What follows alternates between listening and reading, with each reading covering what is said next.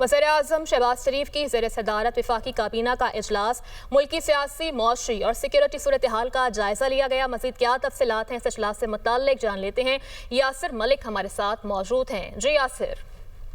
वज़ीर-ए-आज़म शहबाज शरीफ की ज़ेर सदारत वफाकी काबीना के इजलास जो है वो इस वक्त जारी है। इजलास में मुल्की सियासी, मुआशी और सिक्योरिटी सूरत हाल का जायजा लिया जा रहा है। इसके साथ साथ वज़ारत दाखिला की जानिब से TLP से मुताल्लिक तफसीली ब्रीफिंग जो है वो इस वक्त दी जा रही है। वफाकी काबीना को पंजाब हुकूमत की सिफारिशात भी वफाकी काबीना के सामने जो है वो पेश की जा रही हैं। आइंदा से पुरतशद्दुद एहतजाज कंट्रोल करने के हवाले से वज़ीर-ए-आज़म जो है वो आज के इस वफाकी काबीना के इजलास के बाद अहम हिदायत जो है वो जारी करेंगे। तहरीक लब्बैक पाकिस्तान पर पाबंदी के हवाले से पंजाब हुकूमत की जो सिफारिशात हैं वो भी इस वक्त काबीना के सामने जो है वो रखी गई हैं और तहरीक लब्बैक पाकिस्तान पर पाबंदी की मंजूरी की सूरत में मामला जो है वो वज़ारत कानून को भिजवाया जाएगा। ठीक है, मामला वज़ारत कानून को भिजवाया जाएगा। यासिर मलिक अपडेट कर रहे थे, बहुत शुक्रिया आपका।